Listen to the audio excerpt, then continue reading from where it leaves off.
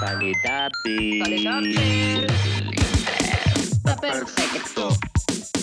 Está perforado. Está permitido. Está persecuta. Sale Tupper. Está perverso. Está perfumado. Está pernoctado. Está perturbante. Está perseguido. Está percusivo. Está pernicioso, está pernoctado, está perfumado, está perfecto, está permitido, está perdido, está permisivo, está perseguido, está perseguido, está perchero, está perverso, está periódico, está perezoso, está perfilado, está perforado, está perdonado, está percusivo, está perlado, está perimetrado, está perturbante, está perturbante, está perturbante, está perturbante, está perturbante, está pervertido, está permeable, está permacultura, está permanente, está percloruro de sodio.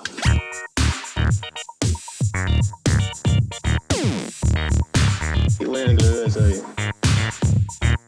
Está perezoso. Es un montón esto. Está perfecto. Está perdido. Está perdonado. Sale Tupper. Sale Tupper. Sale Tupper. Sale Tupper.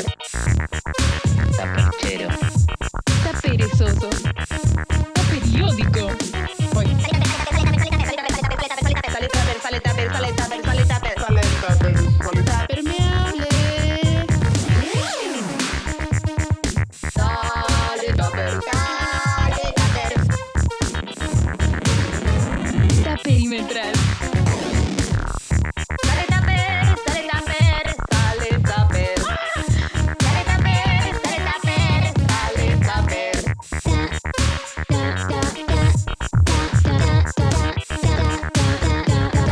Super genial.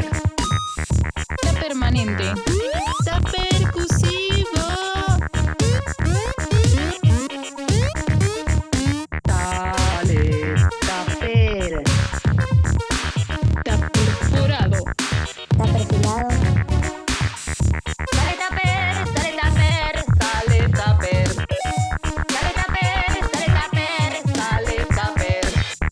Está perlado. Está perfumado. Sole Tupper. Está periódico. Está permitido. Está permisivo. Está perlado. Tupper. Sale Tupper.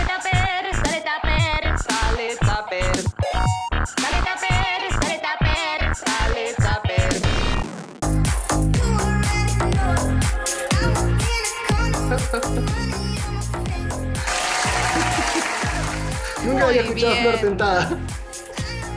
Bienvenidos a Sale Tupper número 13, señoras y señores. Hemos llegado con esta música de gimnasio y de TikTok. Arrancamos, sí es de TikTok, arrancamos nuestro 13º programa. ¿Qué tal, Lucy Capriotti? Bienvenida. Muy bien, estoy acá encendida de amor por estar en el piso. Muy por bien. Eso te bailo todo. Muy bien, bienvenida. ¿Qué tal, señorita Florencia Paraíso? ¿Cómo le va? ¿Cómo andan? ¿Todo bien? ¿Ustedes? Muy bien, muy bien. Un gran programa que tenemos por delante. ¿Qué tal, señor Juan Olsen? Desde el Zoom de su casa, supongo. Acá, compartiendo internet con una pizzería. Muy bien, Bien, muy bien. Qué Eso comentario. pasa cuando uno se cuelga de internet. Exacto. Bien, bueno, ¿qué ha traído o qué ha pasado? Querían que les pregunte cómo estaba su semana. No puede con su genio. ¿Quieren que les pregunte cómo ha estado su semana, señor Juan Olsen? Divina, realizada, bendecida. Ay, Bien. bendecida, qué suerte. Le llovieron hamburguesas. No, me hice un test de COVID esta semana. Qué bien. Cuéntenos la experiencia. ¿Se hizo el hisopado, Juan Olsen? No, me tocó uno de escupir un frasquito que es realmente increíble. Te dan un frasco y lo tenés que llenar con muchas garzos, escupidas. bien. Estuve casi una hora en el patio de una escuela escupiendo un tachito. Hay que Ay, qué innovar en horror. prácticas sexuales para practicar la escupida. Qué espantoso. Te tiran, tim, Qué tim. horror, qué horror. ¿Qué tal? Qué horror estar escupiendo en un tarrito en un patio de una escuela. Para saber si tenés COVID o no, o sea, una mucho, Flor, situación. sabelo. Te quiero mucho. Qué gauchita, Flor ¿Qué Metal, tal? ¿eh? ¿Qué tal las semanas del resto, de Lucy, de Flor? ¿Cómo anduvieron? Bien, bien, haciendo arreglos en casa. Bien. Creo que es algo que pasó mucho en la cuarentena, además de mudanzas. La gente aprovechó mucho para arreglos en la casa. Así que bueno, en eso estamos. Bien, muy bien. Totalmente. ¿Y ustedes? Yo digo totalmente, pero la verdad que me cuesta. La otra vez quise clavar un clavito, 4. Metí una pared muy dura, 4 se me doblaban y dije... Hay que invertir más, un Debe poquito haber más. una columna ahí justo, algo muy macizo. Capaz sí. Bueno, pero fíjate cómo que traje Ay, vamos, tupper. vamos. Bien. Traje tupper yo. Qué lindo tape. Qué lindo tupper. Eso. Para mí podría ser en sí mismo esto lo que haya traído, porque es muy hermoso Es tupper. muy lindo. Donado por mi madre. Tiene trabitas, track. Sí, bellísimo. Parece caja de herramientas. Sí, Tengo una caja de herramientas, es tengo cierto. los condimentos acá en casa. El stock, digamos, Claro. el condimento. Bien. Las bolsitas. Así que bueno, traje tupper. Adivinen rápido. Ay. ¿Con qué tiene que ver? Da una pista. Sabemos que sos muy mal haciéndolo, pero hace un esfuerzo, Lucy, te lo pido. Una pista tiene que ver con Las ondas. con el espacio, podría decir. Espacio. Con el espacio. Yo no puedo creer. Un pedazo de larzata ahí No puedo adentro. creer. Tiene que ver con el espacio. Algo más O sea, amplio que eso no, No, hay. Esto Podría haber dicho cualquier cosa. está dentro del sistema Solar. Bien. Está dentro Bueno. del sistema solar. Bien. O sea, la idea de esto. La idea está dentro del sistema solar. Ajá. No sé, tremendo esto. Un meteorito. Un pedazo de meteorito. Y un hueco. Un pedacito. No es un meteorito. Tiene que ver con nuestros deseos reprimidos en este momento que no pueden ser. Con las salidas. Con el encuentro. por ahí va. Pero está en el espacio. Una carpa. ¿Una carpa? Sí. No, pero está relacionado. Si uno quiere, está relacionado. Rarísimo. Bueno, chao, lo voy a mostrar. A ver. Sí. Lo voy a mostrar primero. Ay, ¿qué es eso? Lo voy a mostrar a la cámara. Ay, ¿un globo terráqueo? Un feto. Ah, es la primera vez que alguien se ha levantado de esta mesa. Sí, perdón, Javi. Ay, no, hermoso. Está muy bueno.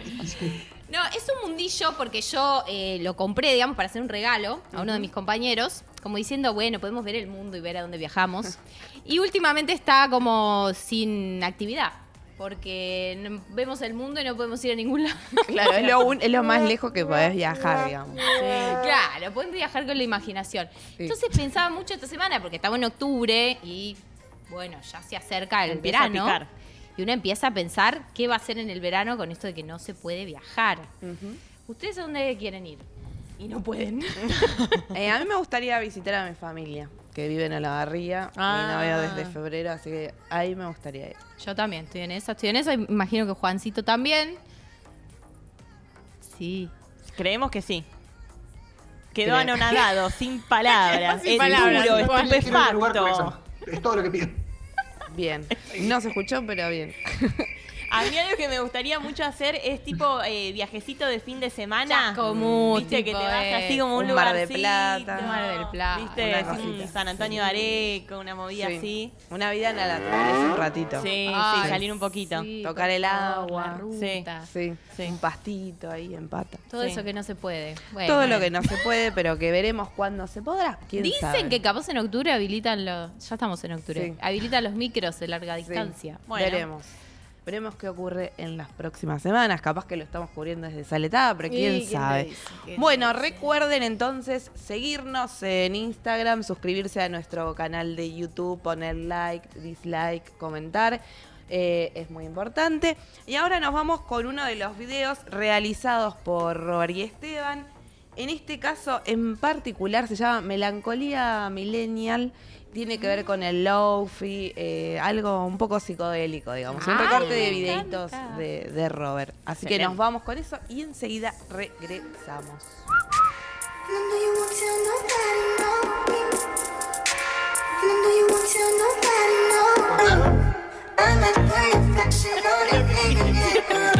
Si no cortamos...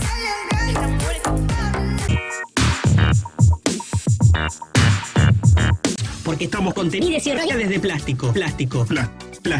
Porque vivimos en un tupper. Porque somos un tupper de carne girando en un microondas. Sale tupper.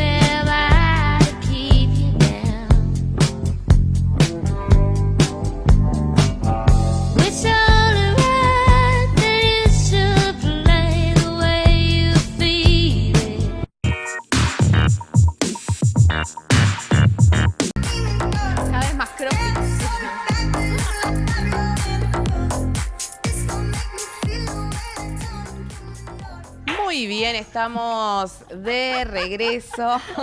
Estamos de regreso mientras bailan al ritmo de la Muy música. necesario, muy necesario. Y ustedes saben que desde hace 36 años, desde hace 35 en realidad, desde 1986, se llevan adelante los encuentros de mujeres que el año pasado se realizó en La Plata y finalmente se decidió que llevara el nombre de Plurinacional. Encuentro plurinacional de mujeres lesbianas, travestis, transgénero, intersex, bisexuales y todas las disidencias, que este año se iba a realizar en San Luis, se decidió el año pasado como sede, y que bueno, por culpa de la pandemia los movimientos feministas no pudimos, el movimiento feminista y las diferentes agrupaciones dentro del movimiento no pudimos ocupar las calles, pero sí se estuvieron desarrollando diferentes actividades, tanto en San Luis como en diferentes provincias y regiones, con encuentros de tipo virtual, en el que se llevaron a cabo diferentes talleres, como se llevan a cabo en los momentos de encuentro, donde se comparten experiencias, donde se debaten, hay lecturas finales con los resultados de esos debates, de esos encuentros, y en algunos de esos talleres y en algunos de esos encuentros también se han decidido los temas de agenda que los movimientos han acompañado en las diferentes luchas a lo largo de los años. En este momento estamos en comunicación con Pamela Mackey, que es una de las organizadoras del Encuentro Plurinacional en San Luis, que bueno, nos va a contar un poco de cómo se llevó a cabo, a qué acuerdos llegaron para realizarlo de manera virtual, cómo acompañaron el resto de los encuentros y qué pasa con el encuentro del año que viene, si finalmente se va a realizar o no en San Luis, o si se va a decidir otro tipo de provincia, o cómo va a ser, cómo se va a decidir esa nueva sede. Pero bueno, estamos en comunicación con Pamela. ¿Qué tal? Buenas noches, Pamela, gracias y bienvenida a Sale Tupper. Buenas noches, compañeras, ¿cómo andan? Muy bien. Buenas noches. Bueno, no sé si escuchaste algo de todo lo que dije ansiosamente por querer hablar con vos. Escuché todo atentamente, no me acuerdo ninguna de las preguntas. Bien. No, en principio queríamos saber cómo estuvieron atravesando ustedes como organizadoras, como sede del Encuentro Plurinacional, cómo estuvieron atravesando el tema de la pandemia, porque en principio la otra comisión organizadora había dicho que se suspendía, que no había encuentro, pero finalmente se organizaron actividades virtuales. Bueno, ¿cómo vivieron ese proceso? Que imagino muy difícil. Sí.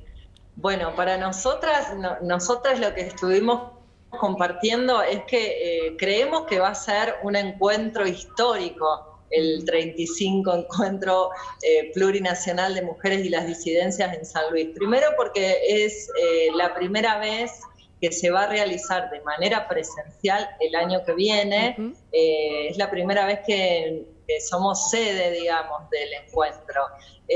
Después que, bueno, este contexto de pandemia es obviamente la primera vez que nos atraviesa, digamos, que atraviesa una comisión organizadora, y después nos parece sumamente importante e histórico para todo el movimiento feminista, transfeminista, el cambio de nombre, que no es una cosa menor, y bueno, eso fue parte de las actividades que estuvimos haciendo de manera virtual, tuvo que ver con eso, con poder historizar ese cambio de nombre. No es que esto arranca un nuevo encuentro, sino que justamente recogimos esa demanda que venía siendo de muchos colectivos, de muchos compañeros que no se sentían nombradas en el concepto de mujer ni en el concepto de nacional.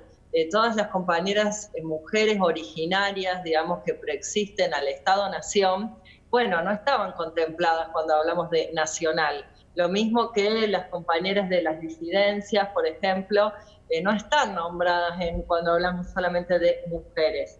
Entonces, bueno, nos pareció sumamente importante poder mencionar, historizar este cambio de nombre, recoger esa demanda. Y bueno, en ese sentido, lo que hicimos fue organizar actividades virtuales para esta fecha que es histórica, el fin de semana del 12 de octubre, la fecha histórica en que se vienen realizando todos los encuentros.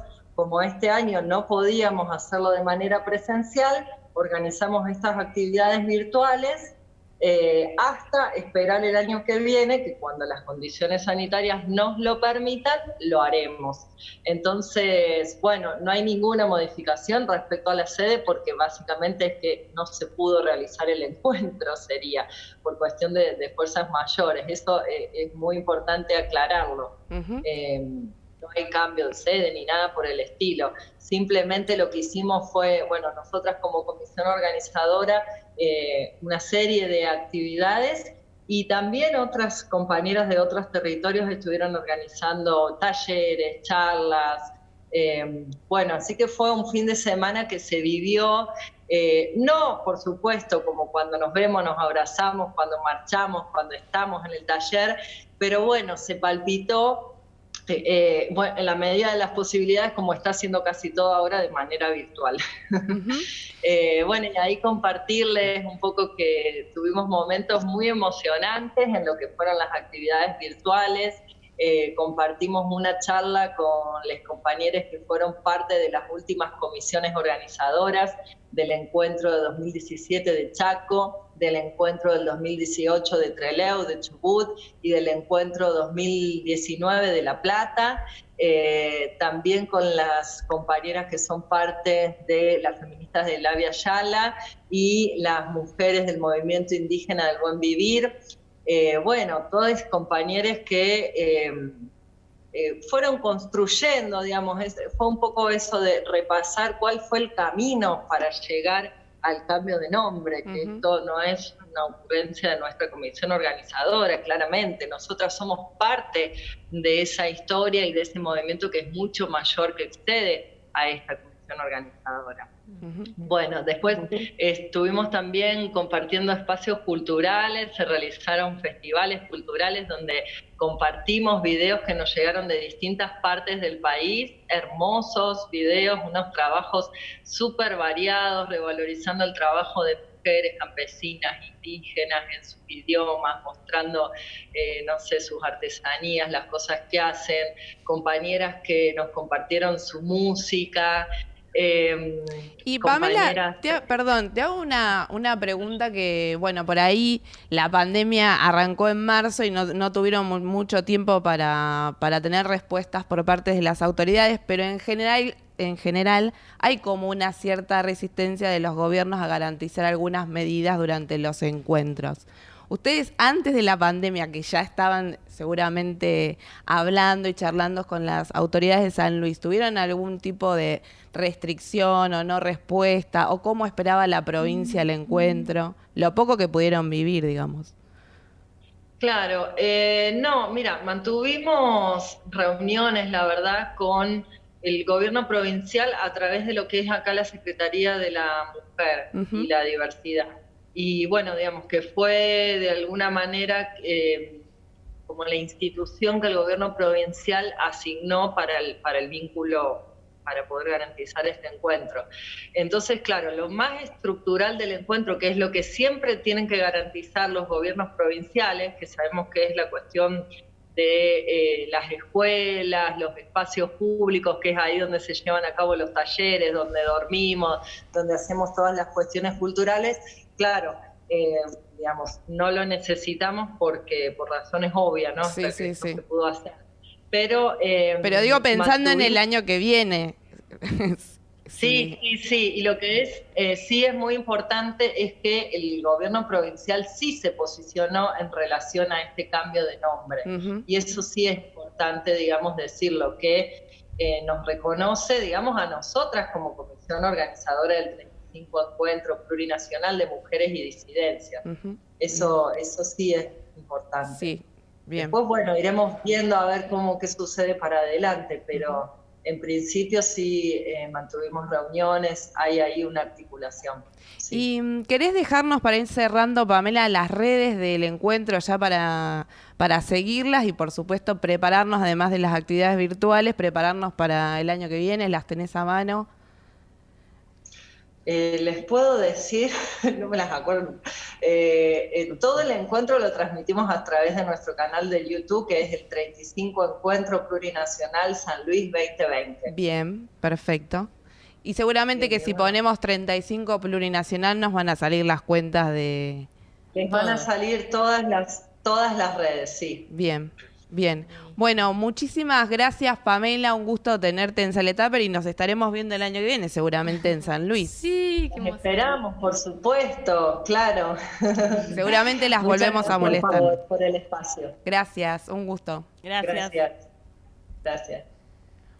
Bueno, ahí escuchábamos un poco a Pamela McKay, que es de la comisión organizadora del encuentro plurinacional de mujeres y disidencias. Sí, qué ganas de encontrarnos, ¿no? Qué ganas de encontrarnos y de copar la calle, pero tengo una invitación para hacerles aquí en la ciudad de Buenos Aires que tiene que ver con el Octubre Feminista, que es una jornada feminista que están organizando diferentes partidos políticos, entre ellos Abriendo Caminos, y la Casa Cultural Víctor Jara también está acompañando este encuentro virtual en el que se van a realizar diferentes talleres en cada una de las páginas de las organizadoras de los diferentes partidos. También está Correpi, está Siembra, bueno, hay un montón de agrupaciones que acompañan este lugar de encuentro más bien virtual para compartir experiencias. Desde la Casa Cultural Víctor Jara vamos a estar charlando sobre la cultura autogestiva y el feminismo, contando experiencias, así que quienes se quieran sumar en los próximos días pueden ver a través de las redes de la Casa Cultural Víctor Jara y de los diferentes partidos, como Abriendo Caminos, las actividades que se van a estar realizando. Esto es el 18 de octubre. Ahora Siempre echando un montón de redes. Los feminismos tienen esa cosa que rápidamente abrazan, Sí. no lo dejamos pasar. Ahí el año pasado nos tocó batallarla con el agua, fue... Pero recuerdo que fue lo que comentaba la compañera, esto de el poder de repente encontrarnos con compañeras de los pueblos originarios. Para mí fue como, me atravesó un montón en el encuentro del La año asamblea. pasado. Sí, la asamblea y copando la plaza Sí. además, a pesar de la lluvia y de todo. Sí. Así que está buenísimo para también investigar y estar como informándose más por qué plurinacional, ¿no? Ujú, así es. Bueno, y ahora nos vamos con uno de los videos de Robert de las amigas. Ah, quería ser amiga, re que quería ser amiga.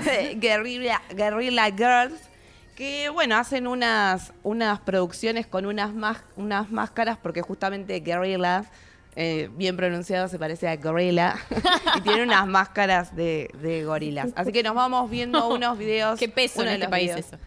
Sí, mal. Nos vamos viendo uno de los videos de Robert y ya regresamos. Muy bien.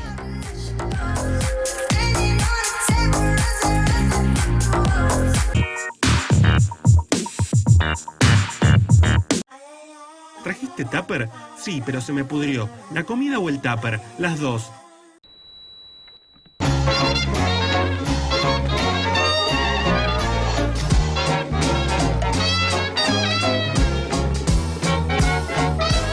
We were young artists in New York, and we saw that it was almost impossible for a woman artist to get her work shown. We had so many friends who were doing absolutely great work, and there were no galleries that would show them. And then the Museum of Modern Art had an exhibition which had almost no women in it, and that really pissed us off. And at a demonstration at the museum against that exhibition, we realized nobody cared. They thought the museum knew what was best. If it wasn't showing an artist, the artist wasn't any good. And we realized there's got to be a better way than walking a picket line. Nobody cared. And we had the idea to do street posters that had a new kind of game-changing way of naming names and twisting issues around. And really what our collective has done since then just continues and hopefully deepens that strategy, applies it to art, to politics, to film, to pop culture, etc. We wanted to provoke a dialogue outside of our group about the issues that we were thinking about, and we had to develop a strategy to make other people think about it and talk about it outside of our group. Why are you wearing masks? We wanted to be anonymous, and we did it to protect ourselves. But very quickly we realized that the mask was a great way of distancing ourselves personally from the issues, so that people couldn't say, she's complaining because she didn't get this or that in her life. And then we could also represent the condition of women artists, not the condition of a single individual. We're trying to think of a disguise so we could be in public and talk to people and do press interviews. And one of our early members, a terrible speller, you know, the word in English, gorilla, the animal, is kind of like guerrilla, the freedom fighter. So she's writing gorilla, and we thought, oh my God, this is... Besides the problem of coded sexism that does not call itself that, there's also tremendous economic discrimination against women and artists of color. You know, if you don't receive equal rewards for your work, it's very hard for you to continue to be productive. And if you look at the economic inequality in the world of art, it's stunning. We love it when people use us as a model to do their own creative kind of activism. Sometimes we call ourselves creative complainers, and maybe we've brought complaining to a kind of art. And everyone needs to stand up for what they believe in, so the more activism, the better. Whether their art or activism is such a great question. We used to argue about this for years and years, but I think all of us understand now it's both. Why do you have to choose? So our advice is do what we do. Keep making trouble. Don't stop speaking up. And keep finding new and better ways to do it all the time. Thank you. The world needs more feminist masked events.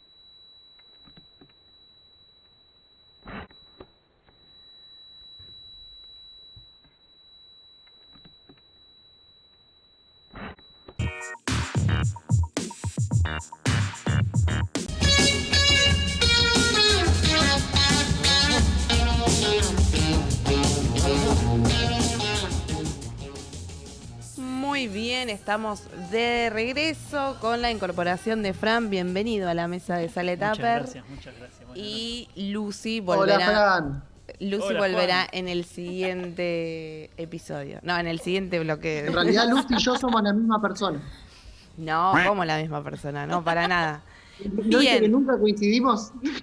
Yo estoy grabado. Es verdad. Bien, nos metemos en un tema que se ha hablado en las últimas semanas, que tiene que ver con qué, Flor. Bueno, tiene que ver con, como bien decís, un tema muy de coyuntura que estuvo en los últimos días, apareció como repentinamente, y que tiene que ver con el pasado jueves 8 de octubre, la legislatura porteña,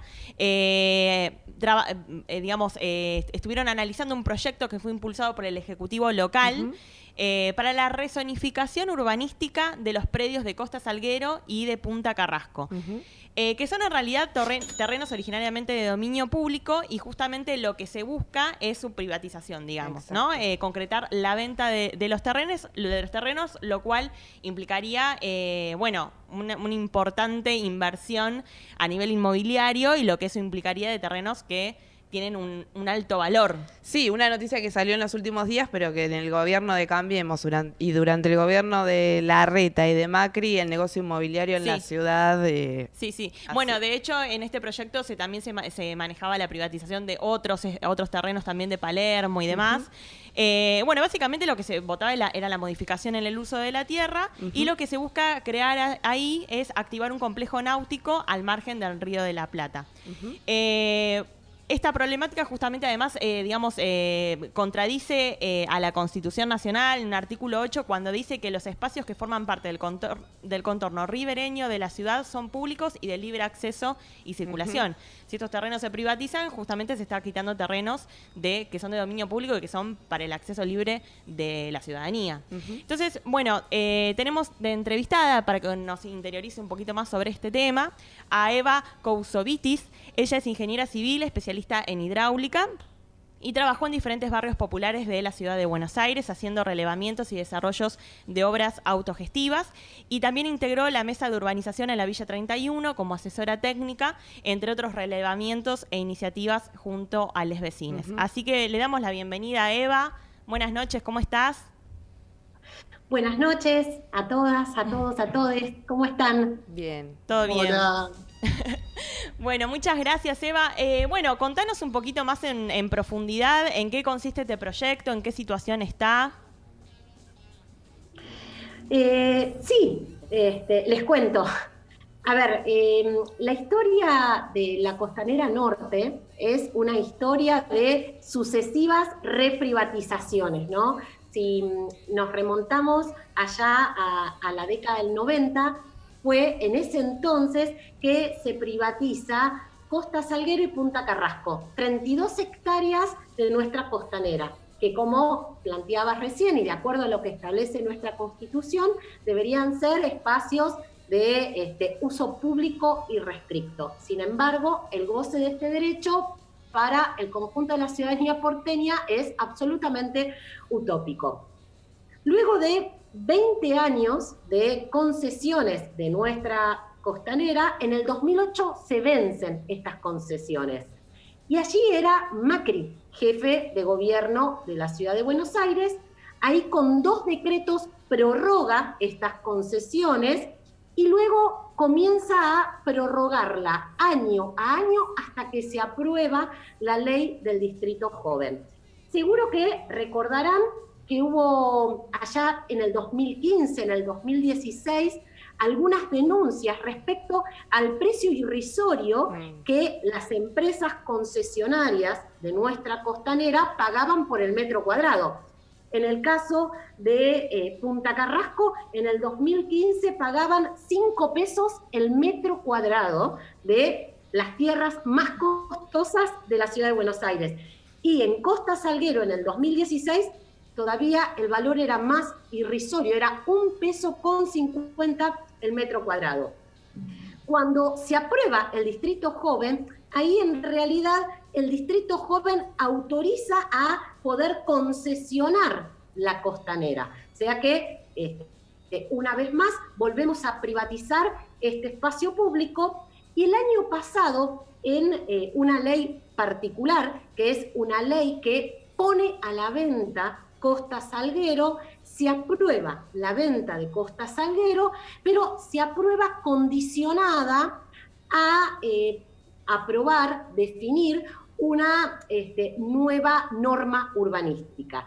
Y fue este jueves cuando se termina votando la venta definitiva de Costa Salguero con una nueva norma urbanística que es la que establece que van a hacerse edificios suntuosos, edificios que van a tener entre 18 y 29 metros de altura, 12 edificios que van a ocupar el borde costero. Son 17 hectáreas las que se venden definitivamente a través de este proyecto, que es el proyecto 6289. Eva, ¿te puedo hacer una consulta?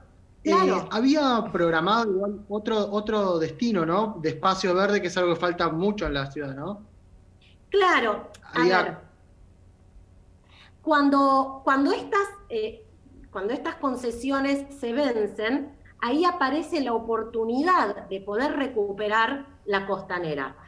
La costanera tiene un enorme valor desde el punto de vista de la biodiversidad, desde el punto de vista de el acceso y el derecho a la costanera, a nuestras líneas de costa, respecto además a poder desarrollar un espacio verde que entre otras cosas nos permita mejorar indicadores muy críticos en la Ciudad de Buenos Aires. La Ciudad de Buenos Aires es de las capitales del mundo con menos superficie verde por habitante, cuando todas las recomendaciones internacionales establecen entre 10 y 15 metros cuadrados de superficie verde por habitante, la Ciudad de Buenos Aires tiene en promedio tan solo 6.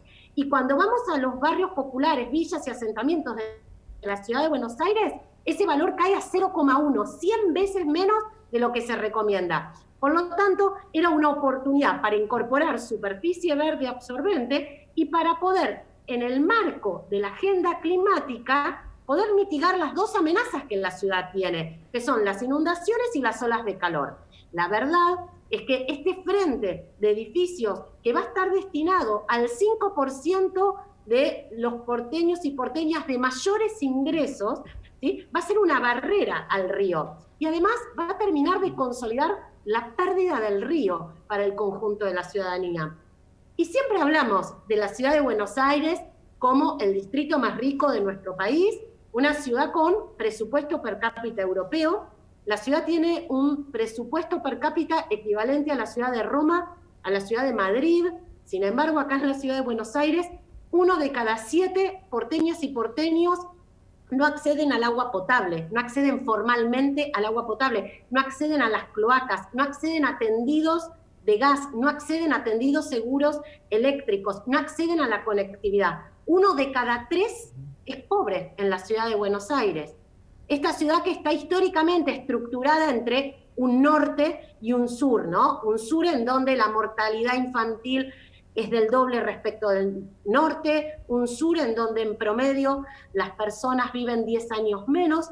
Ahora, este tipo de negocio inmobiliario estructura una nueva desigualdad urbana, que es entre la ciudad ribereña, que es la que mira al río, que en realidad tendría una línea imaginaria en Paseo Colón y la Avenida Libertador, y una ciudad mediterránea, que es una ciudad sin conectividad, sin servicios, sin vacantes, ¿no? Que va a ser esa ciudad mediterránea. Por lo tanto, esto genera una nueva fractura sociourbana en la ciudad de Buenos Aires, una de las ciudades más desiguales, ¿sí? De nuestro país y también de la región. Sí, eso te iba a preguntar, porque además lo que ocurre al construir, si se concretara la construcción de estos edificios, encarece también la zona aledaña. Y en Capital Federal hay en la Argentina en general, pero hay una crisis habitacional muy grande. O sea que los alquileres de los alrededores también subirían. Exacto. En la ciudad de Buenos Aires, uno de cada 6 porteñas y porteños se encuentra en emergencia habitacional.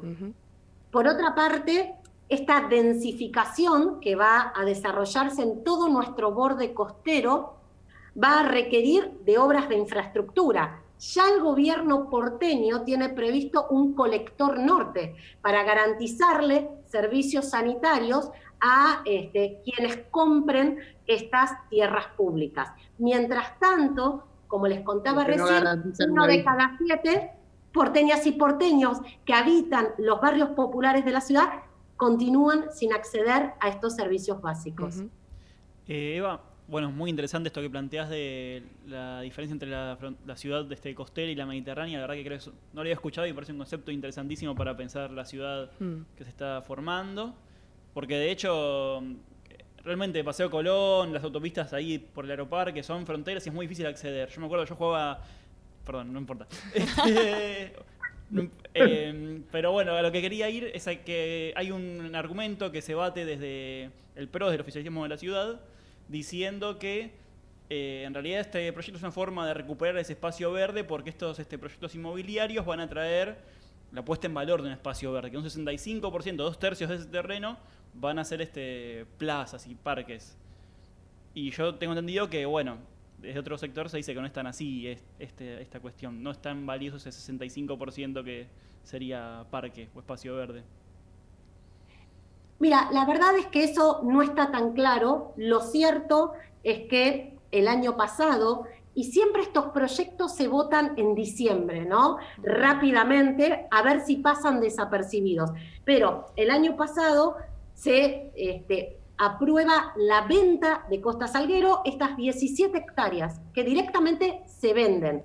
Se venden y quedan sujetas a este concurso de ideas que da lugar a estos suntuosos desarrollos inmobiliarios, que son 12 edificios de entre 18 y 28 metros, que van a ser una barrera de acceso, ¿sí? A nuestra costanera. Lo cierto es que no está tan claro, ¿sí? Cómo van a desarrollar o cómo van a ocupar el resto de la superficie que va a quedar disponible. Ahora, estas tierras deben ser tierras públicas. La ciudad de Buenos Aires no puede continuar con esta venta compulsiva de tierras. Hemos ido descapitalizándonos de nuestras tierras públicas, que es patrimonio y bien común del conjunto de la ciudadanía. La ciudad de Buenos Aires en la última década ha vendido y privatizado más de 500 hectáreas de tierras públicas. Es el equivalente a 250 plazas de Mayo. 150 superficies verdes absorbentes, hectáreas de superficies verdes absorbentes. Es decir, hemos perdido 75 parques equivalentes a 75 plazas de Mayo. O sea, este proceso, ¿no?, de ir progresivamente descapitalizándonos, perdiendo, ¿sí?, nuestro patrimonio común, no solo genera enormes impactos desde el punto de vista ambiental, porque la ciudad se encuentra en emergencia ambiental y climática, sino que además limita toda posibilidad de planificación urbana. No podemos resolver la emergencia habitacional en la que se encuentran 1 de cada 6 porteñas y porteños si seguimos vendiendo nuestras tierras públicas, que va a ser muy difícil a futuro poder recuperarlas. Mientras todas las ciudades del mundo lo que hacen es tener bancos de tierras públicas para poder planificar las ciudades, para regular el mercado inmobiliario, para poder además diseñar, ¿no?, ciudades que le permitan al conjunto de sus habitantes poder habitarlas y vivirlas. Nosotros, a contramano del mundo, lo que hacemos es desprendernos de nuestras tierras públicas. Además de que en general nos desprendemos a muy bajo valor de estas tierras públicas. Y luego, el conjunto de la ciudadanía, lo que hacemos es destinar recursos para generar infraestructura en esas tierras. Este colector norte, ¿sí?, va a ser una obra de infraestructura que vamos a tener que pagar el conjunto de las porteñas y los porteños, pero va a estar destinada a ese 5% de mayores recursos. Por eso es que es inadmisible la venta de las 17 hectáreas. Claro, además Desde es el ilegal, oficialismo ¿no? plantean, sí. No, digo, perdón, aparte es ilegal, ¿no? Este sector que se para sobre el tema de la legalidad, del respeto de las normas, la Constitución, y encima está mirando una ley. Lamentablemente, el gobierno de la ciudad es una especie de incumplidor serial de fallos judiciales. Hay muchísimas sentencias judiciales que el gobierno de la ciudad incumple. Y además hay muchísima legislación que es atropellada. Si pensamos en las normativas, si pensamos en lo que establece la Constitución de la ciudad, nosotros garantizamos el acceso al agua potable para el conjunto de la ciudadanía, para todos los usos. Sin embargo, 1 de cada 7 porteñas y porteños no acceden al agua potable. Si pensamos también en lo que establece nuestra Constitución y toda la legislación de la ciudad, tenemos garantizado un hábitat digno. Bueno, la realidad es que eso tampoco sucede para un importante sector de nuestra ciudadanía. Y respecto a la costa, sí. Sí, perdón. Y como para ir cerrando más o menos el tema, te quería consultar, esto fue aprobado en primera lectura este pasado jueves. Todavía resta que pase por una audiencia pública y por una segunda lectura. Exactamente. Fue la primera lectura, luego hay una audiencia pública y una segunda. Hace unos 3 meses, el gobierno de la ciudad anunció que va a actualizar el plan urbano ambiental, que es el órgano, ¿sí?, la herramienta que planifica la ciudad de acá a 10 años, en plena pandemia. Varias organizaciones sociales, comunitarias, sale bien. urbanas, nos organizamos justamente frente a esta situación para poder pensar y debatir colectivamente cuál es ese modelo de ciudad que queremos. Y ahí es cuando conformamos una coordinadora, que es la coordinadora La Ciudad Somos Quienes la Habitamos.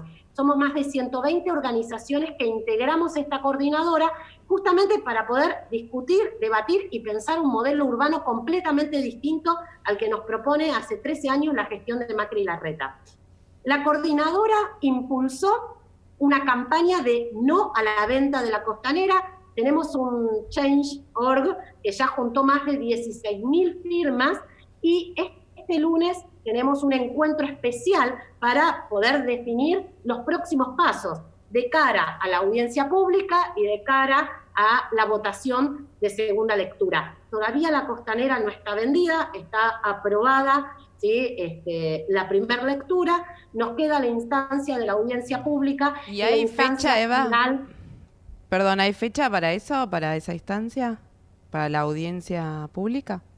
Mira, hasta ahora yo no tengo confirmación de la fecha, así que lo que estamos haciendo es, desde este colectivo, desde la coordinadora, la ciudad somos quienes la habitamos, comenzamos a organizarnos con la defensa de la costanera. Así que bueno, además del Change.org y además de las reuniones que tenemos específicas para, que por supuesto son abiertas, para poder organizar la estrategia de defensa de la costanera, tenemos que poder pensar qué hacer o cómo organizarnos frente a los siguientes pasos. Vamos a estar muy atentos a esa situación para, bueno, acompañar y hacer frente a esta situación y, bueno, que esto no siga pasando, que no siga avanzando sobre los espacios, sobre el ambiente y demás. Eva, muchísimas gracias por acompañarnos esta noche y, bueno, estaremos ahí pendientes de todo lo que pase. Muchas gracias. No, muchísimas gracias a ustedes, muchísimas gracias a todas, a todos, a todes. Y bueno, veremos qué sucede. Tenemos expectativa, ¿no? Nos quedan instancias, nos queda la audiencia pública, nos queda la segunda lectura y sobre todo hay un conjunto, hay todo un colectivo de organizaciones que venimos discutiendo y pensando en un modelo de ciudad distinta y terminar con este modelo que se centra en la concentración del suelo urbano y que tiene consecuencias, porque la concentración del suelo urbano tiene como consecuencia inmediata la precarización de todas las dimensiones de la vida urbana. Por eso, pensar en un modelo de ciudad distinto que nos permita poder democratizar, que nos permita construir en términos urbanos una ciudad más igualitaria, creo que es un desafío enorme. Y esto tiene que ver con poder recuperar nuestra costanera, garantizar el acceso a los servicios en igualdad de condiciones, resolver la emergencia habitacional de la ciudad de Buenos Aires, resolver la emergencia ambiental y climática. Bien. Así que bueno, con esa enorme expectativa es que nos hemos incorporado a este colectivo de la coordinadora La Ciudad Somos Quienes la Habitamos. Bien, gracias Eva, gracias por tu tiempo. Muchísimas gracias a ustedes. Luego. Buenas noches, gracias. Bien. Bueno, ahí teníamos a Eva Cousovitis. Queremos, bueno, como ella misma lo dijo, convocar también a la petición para rechazar esta privatización de los terrenos, donde pueden ingresar para justamente firmar la petición es change.org, se escribe change.org/nuestra costanera, así que bueno, convocamos a firmarla. ¿Puedo decir algo? Sí. Muy rapidito. Interesante. Bien, sí, estuvo bueno. Así serio. No, me quedé como re... Yo tengo que decir algo para que... Involucrado físicamente. Yo tengo que decir algo. Si escucharon ruidos raros de mi parte, pescadito, vení para acá. Lo vimos. Estoy con que no le gusta que él también va a firmar. Muy bien, lo vimos que aparecía en cámara. Vimos su cabecita. Muy bien, con esta imagen y con los videos virales que ha hecho Robert, nos vamos y enseguida regresamos.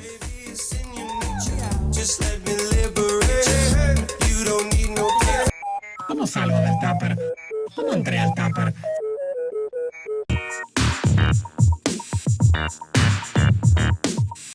Mami tiene que hacer microondas porque abrí, le mandé el número cerrado.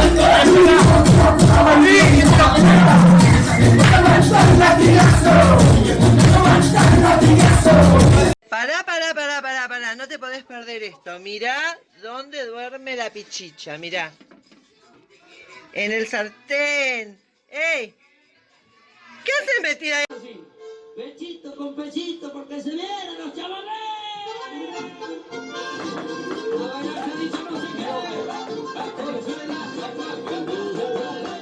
¡Esa, hijo de eso nomás!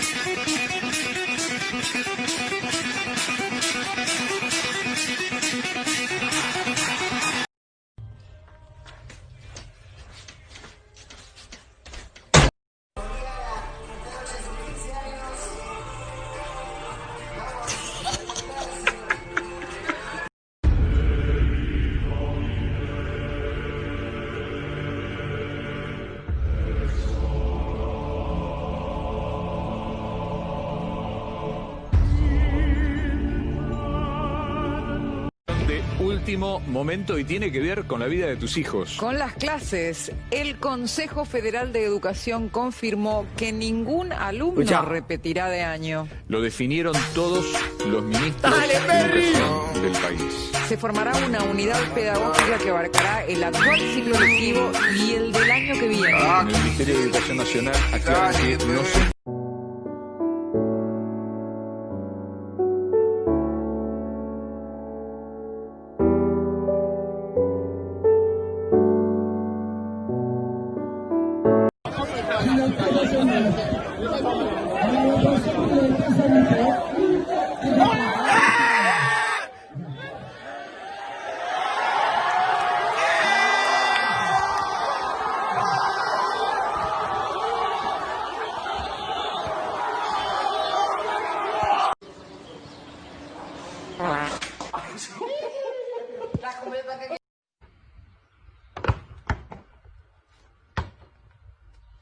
Una vez que lavo la ropa prendo en fuego, la concha de su madre. ¿Qué vas a lavar la ropa, boludo, si no haces una mierda? ¡Andate adentro!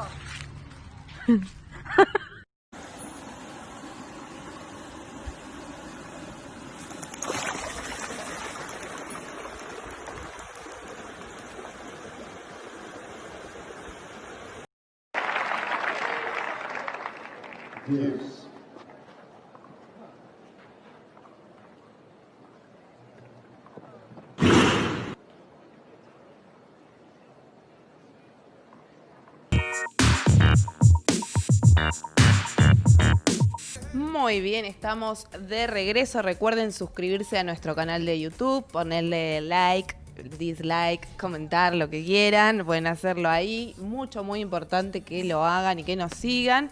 Pero bueno, nos metemos en un tema que tiene que ver con, podríamos decir que con la pandemia, porque se han incrementado la cantidad de trabajadores y trabajadoras repartidoras de aplicaciones. Y el pasado 8 de octubre se realizó un paro internacional de trabajadores y trabajadoras repartidoras de aplicaciones. Y también hubo un comunicado previo y se acordó a través de una asamblea internacional para justamente reclamar al gobierno y a la sociedad en general que se regule este tipo de trabajo. Y hay diferentes organizaciones y agrupaciones que están llevando a cabo esta demanda. Estamos en comunicación con Carlos Mareco, que es de la agrupación nacional Dar Vuelta a Todo, que agrupa a repartidores y repartidoras. ¿Qué tal? Buenas noches, Carlos. Gracias. Hola, sí. Buenas noches. Muchas gracias por la invitación. Sí, nosotros venimos organizando este paro ya hace más de un mes. En principio era una agrupación de México que se llama Ni un Repartidor Menos, que realizó una conferencia, un congreso de repartidores, junto con intelectuales, investigadores, abogados, también con activistas y propiamente los repartidores. Y ahí fue que nos propusieron organizar un paro mundial. En ese momento, me acuerdo, nos habíamos propuesto que tengamos un plazo de 40, 50 días para organizarlo. Inmediatamente convocamos a una nueva asamblea ya solo de repartidores para discutir eso, y así fue que le pusimos fecha el 8 de octubre por una ley que se está discutiendo en Estados Unidos, ¿sí? Porque allá existe una ley que se llama el AB5, que reconoce a los trabajadores de Uber, de Lyft, de Amazon, como que son trabajadores en relación de dependencia, tienen un piso de derechos básicos.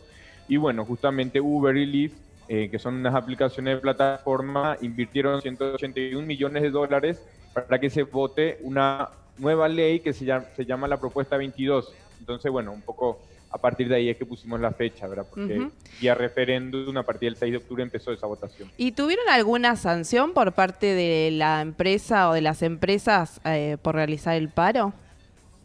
Vos sabés que acá no, todavía no hubo ningún tipo de amedrentamiento ni nada. Sí, en Colombia y en Ecuador, donde existen y en Chile también existen los brigadistas de Rappi, ¿sí? Que son como un personal de seguridad de estas aplicaciones, y ellos estuvieron un poco persiguiendo y acosando a los repartidores y a las repartidoras que dirigen la organización en sus respectivos países. Y estábamos hablando fuera del aire con las chicas y con nuestros compañeros, porque hay como algo que no se sabe que no sabemos como sociedad o como consumidores, si está bien pedir o no a Rappi o a Globo o alguna de estas aplicaciones o Pedido Ya o la que sea. Porque estamos como en esa disyuntiva, bueno, son trabajadores precarizados que no se les reconoce su trabajo, pedimos al delivery del lugar, pero los dejaríamos sin trabajo a ustedes. ¿Qué es lo que tenemos que hacer como usuarios?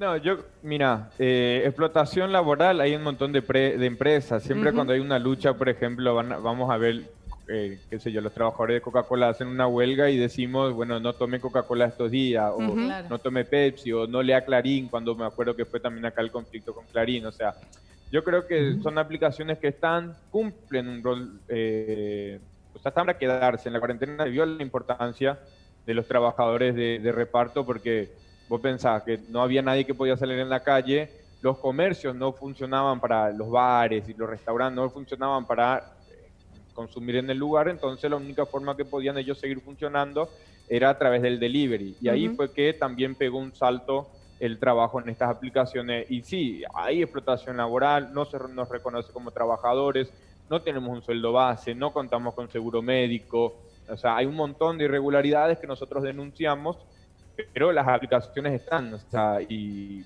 generan trabajo. Ahora nosotros también necesitamos y queremos trabajar, ¿sí? Lo que le pediríamos a los usuarios, a los clientes, por así decirlo, es que no sean forros, porque hay lastimosamente hay muchos que, por ejemplo, con tal de quedarse con no pagar o que le den un cupón para un pedido gratis, agarran y califican mal al repartidor, nos ponen una estrella o agarran y dicen que no entregamos en buenas condiciones, entonces un poco ahí nos cagan el laburo, ¿verdad? Claro. Pero bueno, nuestro reclamo no es hacia los clientes, hacia los usuarios. De hecho, muchos repartidores también usan las aplicaciones para pedirse una pizza, para pedirse algo, ya que no trabajan, sino que nuestro reclamo es hacia las empresas, que en realidad hoy las aplicaciones no son una simple aplicación que vos descargas en la Play Store o en la App Store, sino que son poderosas multinacionales que están en decenas de países y de continentes y que manejan a miles de trabajadores y no quieren reconocer los derechos. Y bueno, entonces nuestro reclamo es hacia ellos y también hacia los gobiernos, ¿verdad? Que son los que habilitan esta explotación laboral. ¿Y cuánto es lo que gana más o menos un repartidor? Porque ustedes en el comunicado hay una parte que habla sobre una perspectiva más de género y las compañeras planteaban que un paquete de toallitas son 2 repartos, dos repartos, digamos. ¿Cuánto es lo que gana o en porcentaje un repartidor o repartidora? Eso varía de país a país, ¿verdad? Acá en la Argentina, por ejemplo, hace 2 años que el pedido está en un promedio de 40 pesos, o sea, porque a nosotros, y depende de la aplicación también cómo te cobran, ¿no? O sea, cómo nos pagan, porque te pagan una tarifa base por cada pedido, después se le suma el kilometraje, y ahí hay aplicaciones que te pagan el tiempo de espera, y aplicaciones que no te pagan el tiempo de espera. Rappi, por ejemplo, no nos paga el tiempo de espera a nosotros, ¿no? Claro. Ahora, en realidad fácilmente nos toca hacer pedidos repartos de 2 o 3 kilómetros por 80 a 100 pesos, ¿sí? O sea, eso es lo más normal. Vos tenés que hacer eso en un determinado tiempo y nos toca muchas veces depender de la propina, que uno se pone contento cuando te dejan propina en la aplicación o cuando te dan propina en efectivo, pero nosotros no podemos andar dependiendo de la propina. Somos gente que mantiene casas, pagamos alquileres, vivimos de este trabajo, muchos también compañeros y compañeras tienen hijos e hijas, ¿no?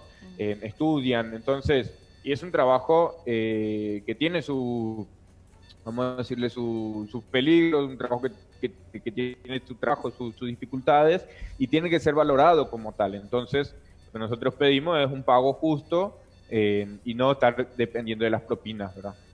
Carlos, ¿y qué expectativas tienen, digamos, a medida que vaya pasando el tiempo en relación a la pandemia y las distintas aperturas que se están dando? Por ejemplo, ¿ustedes registraron alguna baja de trabajo, por ejemplo, en las distintas aperturas que se dieron ahora que se abrieron algunos bares y demás? ¿Ustedes notaron ahí como un cambio, les disminuyó el trabajo o en función de eso tienen una expectativa de que esto pueda ser algo que haya llegado para quedarse? No, o sea, yo creo que ya, o sea, hay un público, vamos por así decirlo, una cartera de clientes que siempre pide en las aplicaciones, ¿no? Que es cliente fiel, por así decirlo, del pedido. Ahora, pasaron dos cosas con la cuarentena, ¿sí? Primero, que hubo montones de despidos o de ramas que cerraron que no funcionaban, entonces el trabajo más fácil que seguía funcionando durante la cuarentena en la pandemia era el de delivery, ¿verdad? Con estas aplicaciones. Es Rappi principalmente el que sigue tomando repartidores a lo loco, entonces hay miles, pero miles de verdad de desempleados o de nuevos desocupados o de jóvenes que caen en la pobreza que les toca meterse a la aplicación, ¿no? Con la cuarentena también hubo un aumento de la cantidad extraordinaria de demanda de pedidos, entonces hay un poco que generó mucho trabajo. Ahora eso enseguida se cortó porque la cuarentena dura, de fase 0, de fase 1 duró en 2 meses, 3 meses parado, y después enseguida empezó a caer la cantidad de pedidos, y así también Rappi y Pedidos Ya y eso van expulsando y bloqueando nuevos a los repartidores constantemente, pero bueno, igual hay un sector que queda, que va a seguir pidiendo, y es más, yo creo incluso que se va a expandir esto porque es algo que ellos están incentivando todo el tiempo. Por ejemplo, en Rappi, ¿verdad? Que muchas veces nos venden que son emprendedores y todo eso, pero hay un banco japonés que se llama SoftBank, ¿sí? Que es uno de los bancos más poderosos del planeta, y en 2019 invirtió en Rappi $1.000 millones, ¿entiendes? Y ellos constantemente están invirtiendo, y muchas veces invierten más en publicidad y en promos para instalarse en el mercado, para ganar los clientes, ¿no? Y nada, o sea, es algo sí, que se va a quedar o esas imágenes al principio de la pandemia que ustedes eran como héroes o heroínas, pero en realidad no se los estaba reconociendo como trabajadores, están siendo sumamente precarizadas. Sí, y ahí tenemos como que lo mismo que pasa con los trabajadores de la salud, ¿verdad? Sí, porque lo mismo que decían las enfermeras, más que nada, que no queremos que nos llamen héroes, queremos ser reconocidas como profesionales. Bueno, nosotros la misma historia también, es muy parecida en ese sentido. ¿Hay en este momento alguna mesa de trabajo, de negociación abierta? ¿Ha tenido alguna repercusión el paro? ¿O tienen alguna respuesta de parte del Estado? Sí, vos sabés que acá ya movilizamos 5 veces este año al Ministerio del Trabajo. En años anteriores ya hubo movilizaciones, antes estaba SIN, el sindicato de motoqueros, a la cabeza de las movilizaciones, pero creo que SIN terminó negociando que un par de repartidores entren en blanco y sabemos cómo funciona la burocracia sindical, entonces como que se salió de la lucha, hoy se opone totalmente a movilizar y ese tipo de cosas. Nosotros durante la pandemia hasta acá hicimos 5 movilizaciones, todo el Ministerio del Trabajo, nos recibieron, entregamos cartas, se abrieron expedientes, tienen número, pero no pasa nada. Por ejemplo, nosotros desde Dar Vuelta a Todo tuvimos una reunión con Gabriela Marcelo, se llama la directora de Relaciones del Trabajo de Nación. Tuvimos una reunión con ella por el tema de las comidas rápidas y de repartidores, porque nosotros somos una agrupación que agrupa a todos los precarizados, ¿no? El caso de comidas rápidas dio como algunas respuestas ahí que pueden contener. A los repartidores directamente nos dijo que no depende de ella, que esto es algo que se está trabajando bien arriba con Alberto Fernández, el ministro del Trabajo, con las aplicaciones y con el sindicato de motoqueros, están preparando un proyecto en el cual no se están poniendo de acuerdo todavía en qué proyecto van a presentar, ¿no? Entonces, que hasta que ese proyecto salga y se vote en el Parlamento, nosotros tenemos que tener paciencia y esperar, ¿verdad? Algo que a nosotros no nos contiene, porque la realidad es que mientras nosotros seguimos trabajando hay accidentes de tránsito, ¿verdad? O sea, no son accidentes laborales y que muchas veces terminan en desgracias, ¿verdad? Entonces, lo que nosotros siempre decimos es que no podemos esperar. Ahora, en la última movilización nos recibió la secretaria de Gabriela.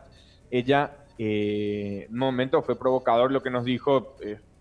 Me enojó un montón porque dice: yo creí que ustedes tenían un sueldo base. Ustedes no tienen un sueldo base, no tenemos un sueldo base. Y ya hicimos un montón de movilizaciones y me decía que no saben en qué condiciones estamos trabajando.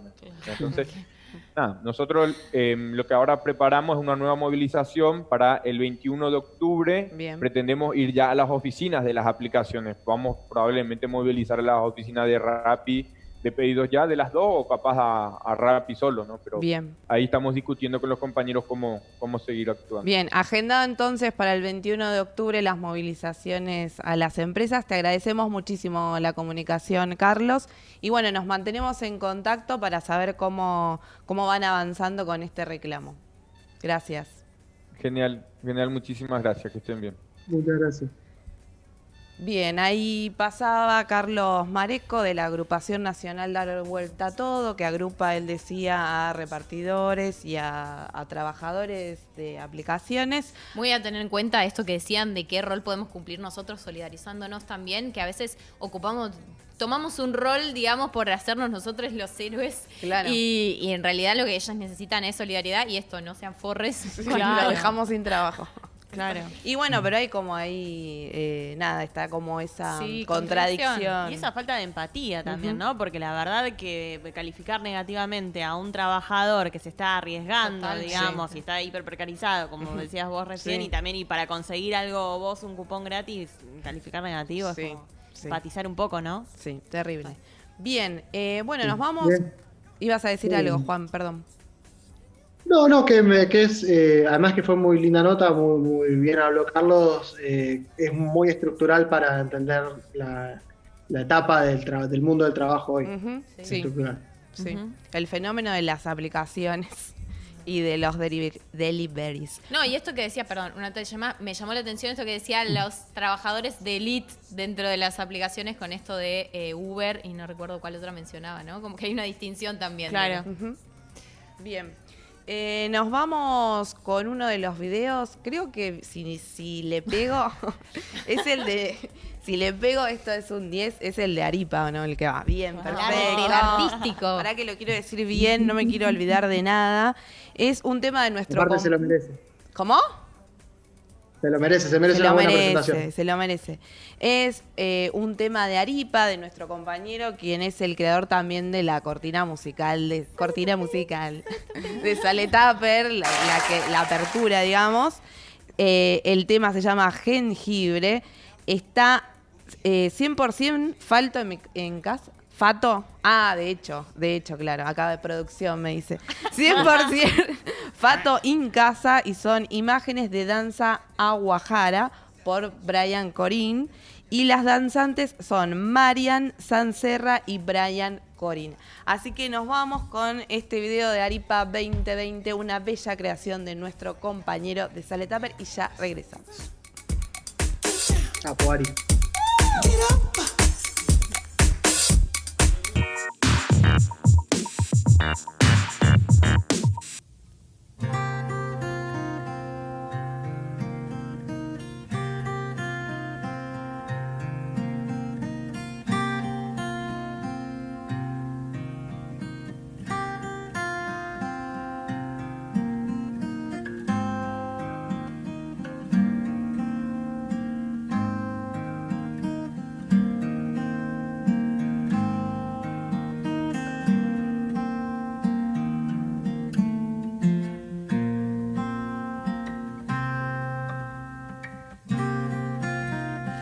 Cuando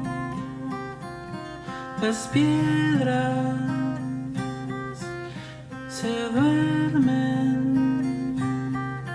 la siesta, una danza fugaz, donde el río y la sal unirán su caudal de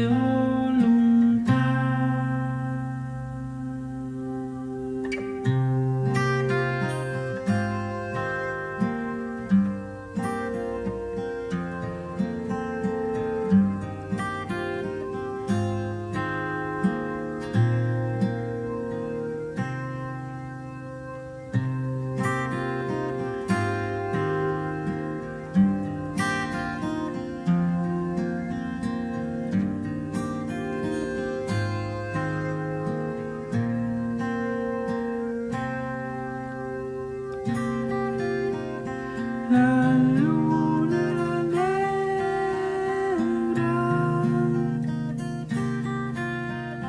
nos ve y despierta.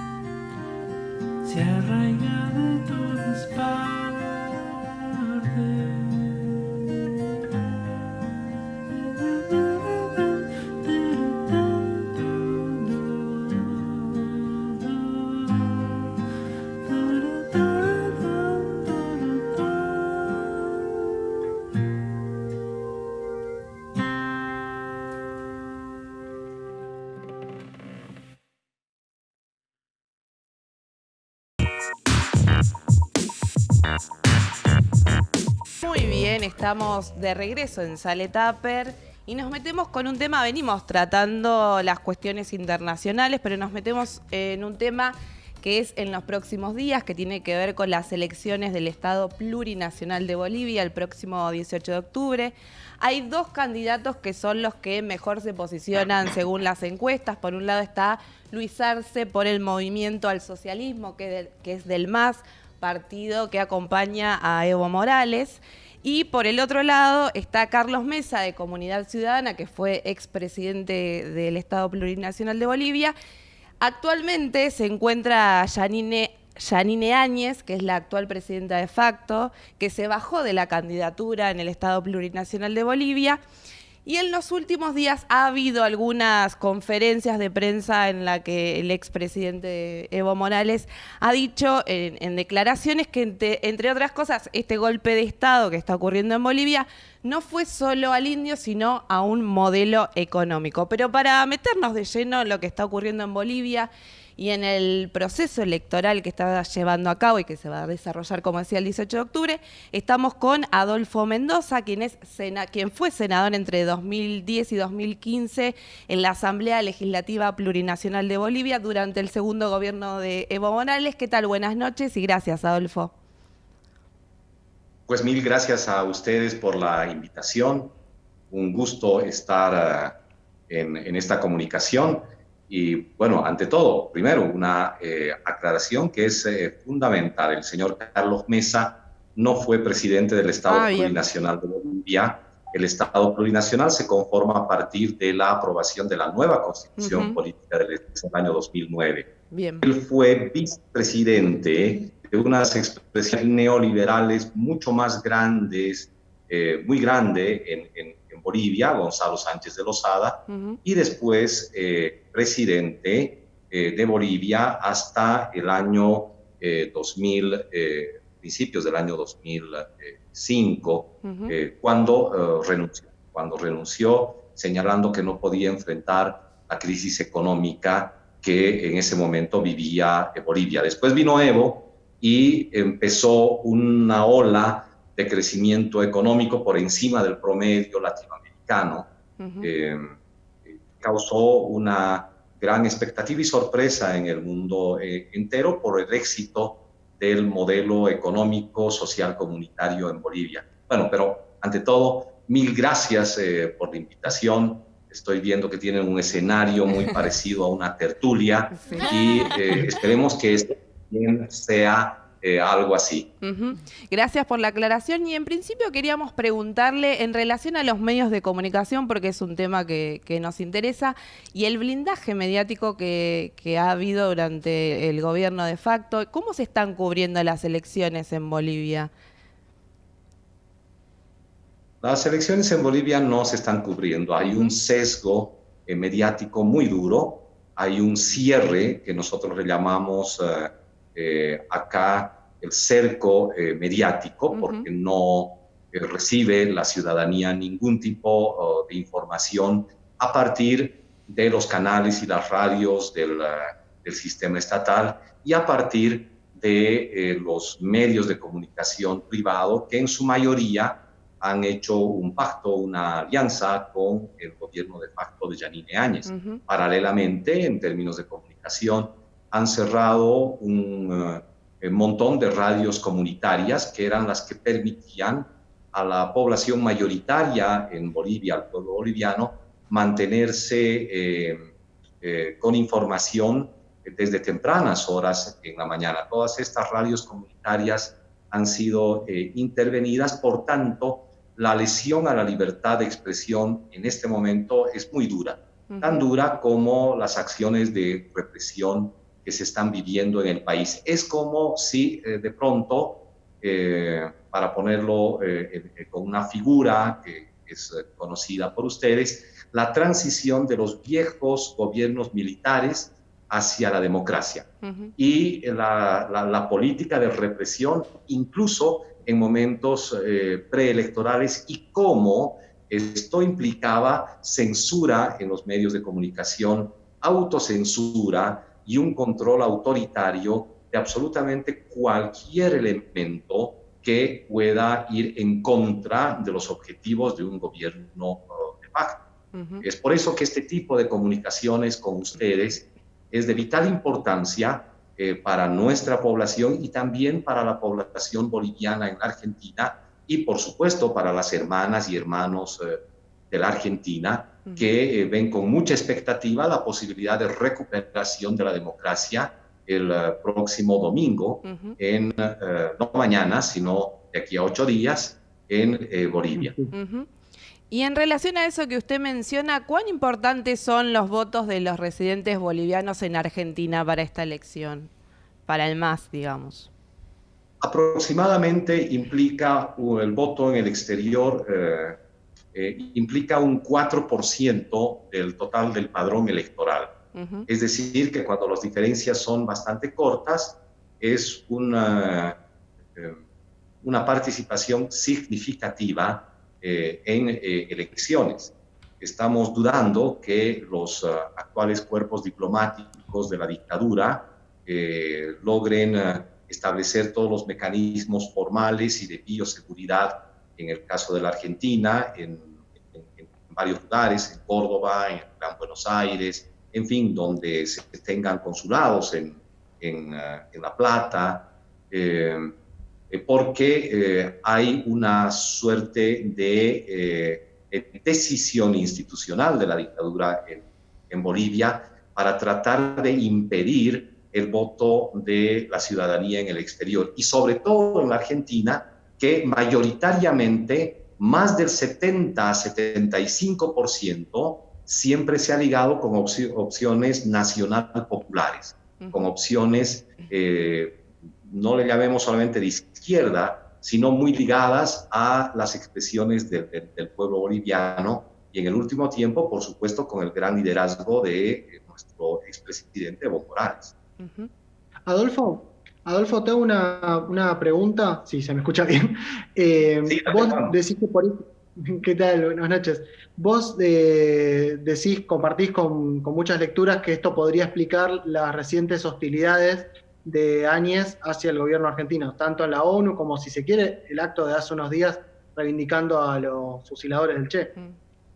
Por supuesto, son pildoritas que han sido diseñadas no en Bolivia, sino en el Departamento de Estado norteamericano para generar fricción y, en todo caso, intentar inducir al gobierno de Alberto Fernández a romper relaciones. Si romperíamos relaciones, no se tendría la posibilidad de votación en la Argentina. Si no se tiene la posibilidad de votación en Argentina, el 3% de ese 4% sobre el padrón electoral que beneficia al movimiento al socialismo estaría en duda.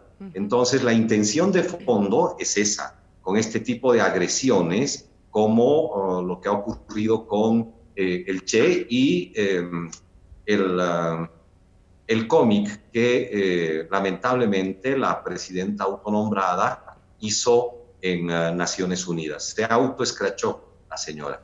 Sí.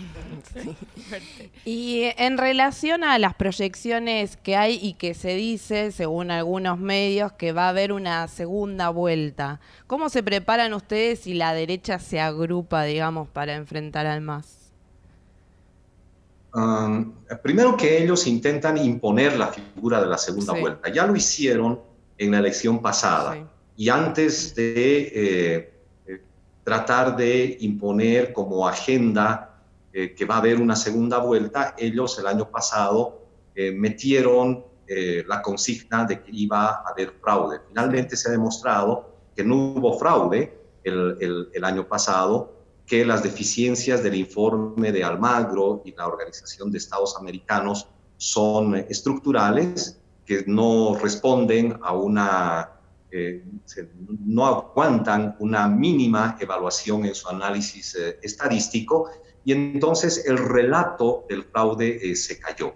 Pero adicionalmente al relato de fraude, ellos empezaron a construir la lógica de la segunda vuelta, cuestionando la victoria del movimiento al socialismo en primera vuelta.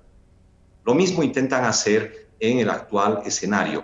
Todas las encuestas dan como ganador a nuestro candidato del movimiento al socialismo, Luis Arce Catacora, conocido como el Gran Lucho. Es el que manejó la economía en nuestro país durante 14 años y respondiendo a criterios de estabilidad, de crecimiento económico, reducción de la pobreza, aumento de la inversión pública, ligar conquistas sociales con mejoramiento de la calidad de vida, etcétera. Entonces, el perfil de nuestro candidato le preocupa mucho a la derecha boliviana, que están haciendo hasta lo imposible para bajar su figura, incluso llegando a proponer acciones violentas en contra de los tribunales electorales, de la Fiscalía General del Estado, para presionar y, según ellos, alcanzar la proscripción del movimiento al socialismo. Es una actitud verdaderamente desesperada, pero paralelamente están jugando con este relato de la segunda vuelta, aunque las encuestas indican que Lucho, primero, que sería ganador en la primera vuelta. Segundo, que tendría la ventaja suficiente, en algunas muy reducida, en algunas le falta muy poquito, 1.3%, y en otras le sobra un poquito para ganar en primera vuelta. Entonces, el relato de la segunda vuelta es un relato para no aceptar los resultados de la primera vuelta. Nada más voy a poner un ejemplo ahí de las encuestas. La encuesta de CELAC manifiesta que hay un poquito más de 10%, con 44.4%, creo que es de preferencia electoral para Luis Arce Catacora, y ganaría en primera vuelta. En Bolivia sucede lo mismo que en Argentina. Si es que una opción política no gana con el 50% más uno, se va a una segunda vuelta, o la otra condición es que la primera fuerza obtenga 10 puntos de diferencia respecto de la segunda opción, la segunda organización política. Pero además una precisión muy puntual, y con esto cierro este tema. Las encuestas normalmente, como sucede en Argentina, en Bolivia, en todas las partes del mundo, no toman en cuenta mucho la participación del padrón electoral de zonas rurales dispersas, que en el caso de Bolivia es mucho más grande que en otros países, en América Latina y en el mundo entero. La población social dispersa, rural dispersa en Bolivia, es aproximadamente del 15%. Ojo, la población rural es mayor, es el doble, es un poco más del 30%, pero la población rural dispersa, donde no entran las encuestas, es del 15%, y allí sucede lo mismo que en Argentina. El 70-75% de la gente apoya al movimiento al socialismo. Si sumamos eso, más el voto en el exterior, que no está incluido en ninguna encuesta, entonces tenemos el panorama claro. Por eso es que el relato de la derecha de imponer en la mentalidad ciudadana de que va a haber una segunda vuelta es en realidad una forma de intentar ya desde ahora desconocer los resultados de las elecciones del 18 de octubre. Alfonso, si mis compañeras no quieren meter otra pregunta, inevitablemente el MAS va a ser una fuerza contundente además en el Parlamento, o sea, renuevan gran parte de la Cámara. Todo.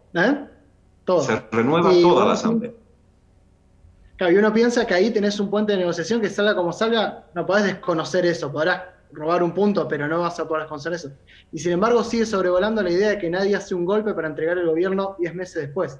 Ustedes están previendo un escenario de salir a defender en la calle el voto. A ver, sobre el caso del funcionamiento de la Asamblea, independientemente de si se vaya o no a segunda vuelta, que esto es dudoso desde la perspectiva incluso de la derecha, el movimiento al socialismo está tendiendo a tener más muy cerca, está muy cerca de tener mayoría absoluta en ambas cámaras, en el Senado y en diputados. Si no va a obtener la mayoría absoluta es porque en realidad deberíamos ir a una segunda vuelta. Claro. Pero creo que la situación en este momento está más o menos clara en ese sentido.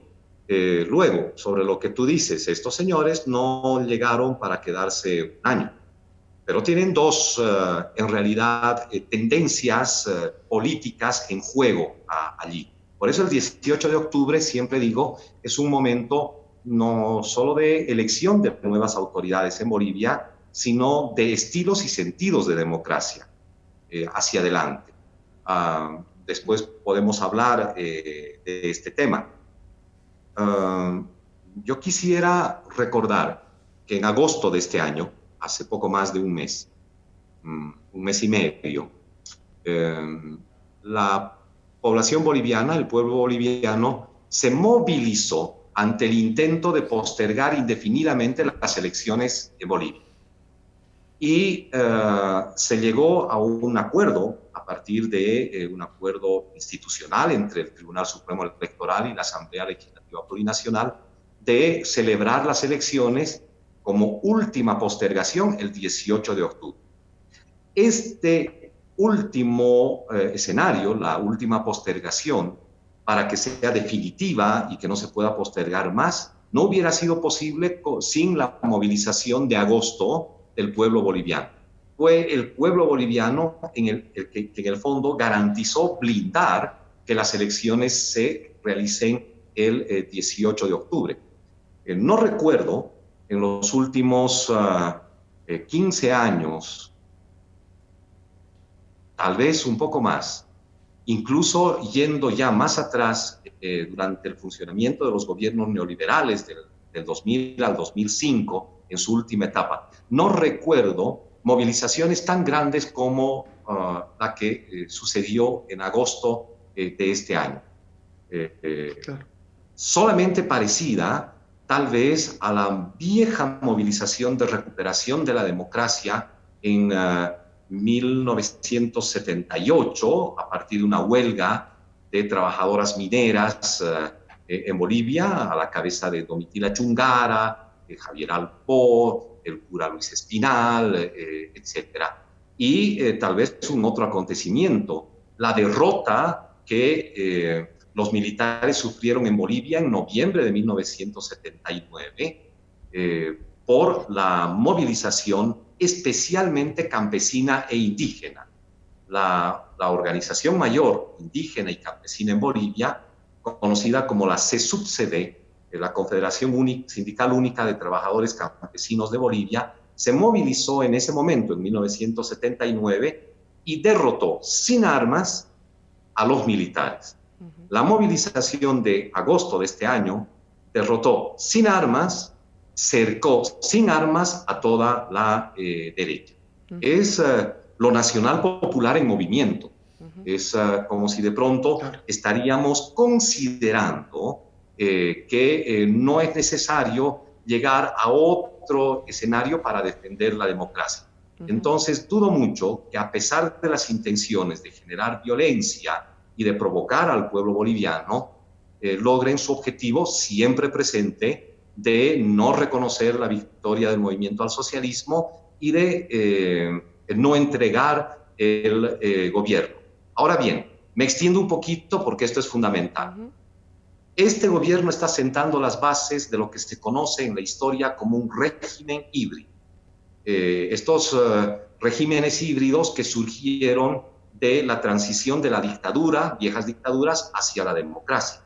No nos olvidemos que el ejemplo chileno es ahí fundamental y ahora hay que celebrar que estén yendo a un proceso constituyente.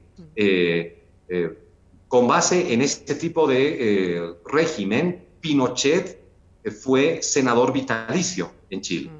Esta práctica la está aplicando Bolsonaro en Brasil. Es decir, es un régimen con fuerte carga autoritaria, pero con un uso formal del ropaje institucional en democracia. La segunda tendencia o lectura de la democracia es una más ligada a la época neoliberal de los consensos entre élites políticas sin la participación del pueblo. Es lo que podríamos decir un modelo de democracia acotada, de democracia tutelada, de democracia restringida. Entonces, si no van a lograr imponer un modelo de régimen híbrido, quieren imponer vía esta lógica que les lleve a la segunda vuelta la figura de Carlos Mesa como el representante de esta tendencia de lectura de la democracia que yo le llamo de democracia tutelada, con soberanía limitada y que corresponde solamente al ejercicio del poder y la concentración del poder en las viejas élites políticas, los viejos pactos neoliberales. Frente a esto está el pueblo, está lo nacional, popular, plural. Está el tan criticado populismo, así como se le critica el peronismo en la Argentina, se critica el populismo acá en Bolivia. Uno puede creer o no en este tipo de cosas, pero lo cierto es que el pueblo boliviano en la constitución política logró que se apruebe un modelo de democracia que no ha avanzado totalmente, pero que tiene bases desde una perspectiva intercultural y desde la perspectiva de la democracia paritaria. Es decir, si se va a recuperar la democracia el 18 de octubre, no va a ser solamente para quedarse con lo antiguo, va a ser una recuperación de la democracia para transformarla y para profundizar la revolución democrática y cultural en Bolivia. Mil disculpas que me haya extendido tanto, pero bueno, era necesario, creo. Sí. Bueno, un gusto, la verdad, Adolfo, tenerlo en esta entrevista. Seguiremos de cerca lo que ocurre en Bolivia porque es muy importante para la región y para nuestro país también. Y nuevamente agradecerle y saludarlo y seguiremos en contacto más adelante. Mil gracias a todas ustedes y también ahí a Juan y a quienes se vinculan con la producción de esta entrevista. Un gran abrazo a la distancia y por favor, yo les voy a pedir algo específico, que si es que existe ciudadanía en el marco del internacionalismo que pueda apoyar a las bolivianas y bolivianos para que se ejerza el derecho al voto el 18 de octubre, hay que hacerlo, porque el pueblo está en movimiento y el 18 recuperamos la democracia sí o sí, la esperanza. No podemos perder aquello. Es histórico y es fundamental. Mil gracias por todo. Gracias a usted. Sí. Un gusto. Gracias. Bien. Gracias a vos, Alfonso. Muchas gracias. Ahí pasaba Adolfo Mendoza, quien fue senador entre 2010 y 2015 en la Asamblea Legislativa Plurinacional durante el segundo mandato de Evo Morales. Gran panorama nos dio, que además no estamos accediendo a él, por esto que comenta del cerco mediático, así que muy importante la comunicación. Muy importante, sí, para seguir de cerca las elecciones que están bajo una dictadura de Yanine Áñez, la gran dictadora. Así que bueno... Seguiremos de cerca el proceso electoral en Bolivia. Y ahora nos vamos y enseguida regresamos para ya cerrar este programa de lujo Sale Tupper. Pone la música, Javi.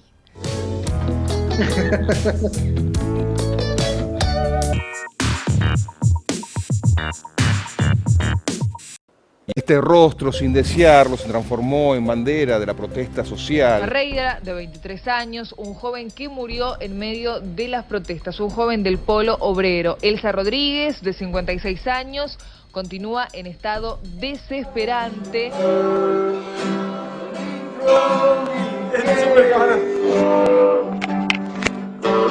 Brillante.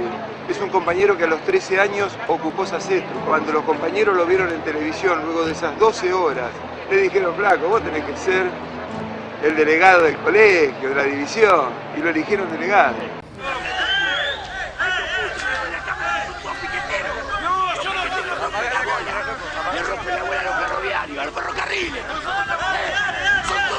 Corriendo vino la patota y empezó a tirar unos piedrazos y nosotros corrimos para este lado. Entonces intentamos que todos los compañeros salieran, tratando de reorganizarnos acá a la vuelta. En ese momento aparece la bonaerense, tirándonos balas de goma a nosotros.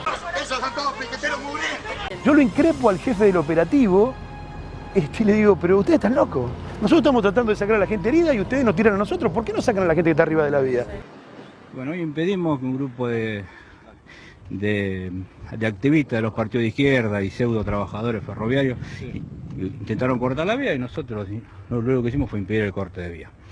Y entonces ahí se produce el hecho de complicidad de la policía. Vieron a la patota avanzar, le abrieron los patrulleros para que llegaran hasta donde estábamos nosotros, y cuando los corrimos, producto de esta agresión, cuando algunos compañeros los corrieron, le cerraron el paso a nuestros compañeros para permitir la huida de la patota.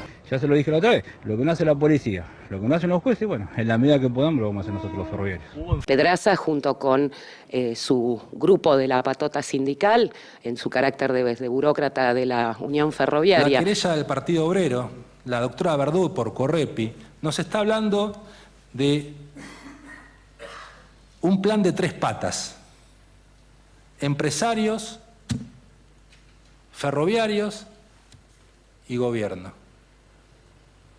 Que se terceriza la represión por parte de un discurso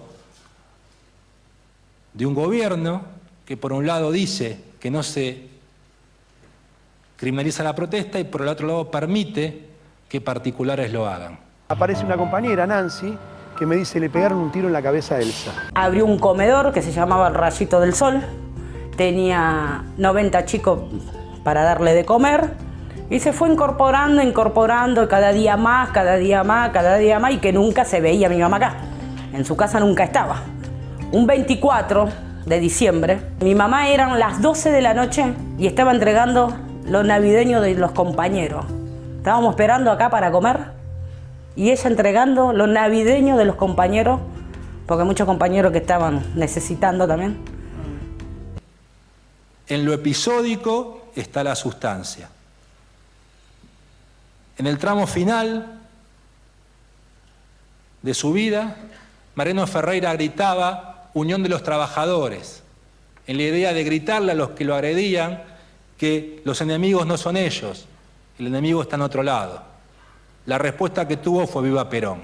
Que nunca más ningún joven, ninguna mujer, ningún hombre que lucha por sus ideales sea asesinado. Mariano está presente. Mariano está une para relaxar esta lucha.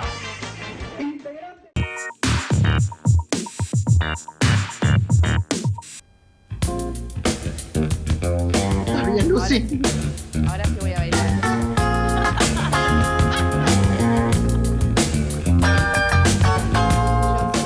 Expresión corporal. Bien. En vivo. Bien, ya se nos va Saleta, pero nos queda la intervención de quien allí vemos reír con un piluzzo que repite, que nos dijo Fran. ¡No! Sí, Fran nos dijo, ¿ya dijeron que repite piluzzo? Los seguidores lo iban a decir, Me si no. atraparon. Ujú. Me atraparon. Te Me atrapamos. atraparon. Como quedé en casa, me Y- puse el mismo. Y tenés que remarla en dulce de leche. Ay, no, ¿cómo te spoileó la columna? No, alto No, pie, lo alto llamaron pie. y se le cayó el... Ay, No. Se puso me nervioso. gualichaste. te di un Me- pie, amigo. Me siento aparte, metimos tremendas entrevistas, tremendas. No, tremendo La programa, compa del No. encuentro. Muy exclusivo Eh, también. No, la verdad estoy... Realmente siento que voy a hablar de una boludez, pero De remar en dulce de Es necesario. leche.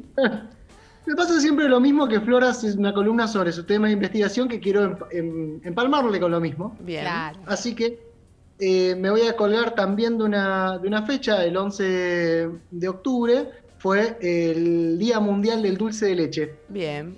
Aunque, Ay, me muero. Interesante.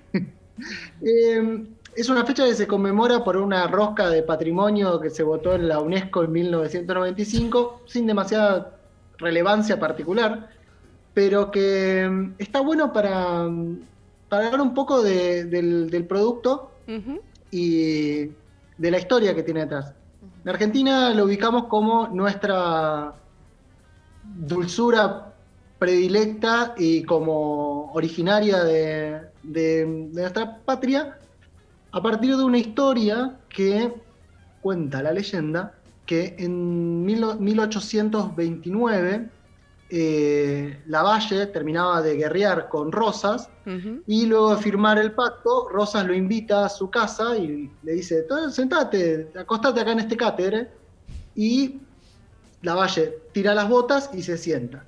La esclava, porque uno calcula que todo sirviente de esa época era esclava, de Rosas le estaba preparando la lechada al restaurador, que es básicamente leche caliente con azúcar para cebar el mate.